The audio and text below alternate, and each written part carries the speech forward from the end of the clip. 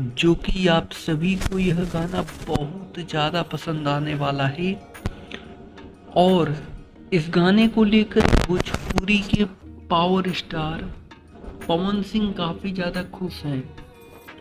और जिस गाने को लेकर पवन सिंह खुश रहते हैं वह गाना पक्का तहलका मचाता है। और पवन सिंह के इस गाने को रिलीज किया जाएगा आदित्य फिल्म के यूट्यूब चैनल पर। होली बाद पवन सिंह का बैक टू बैक एकदम बवाल खतरनाक धमाकेदार गाना आने लगेगा।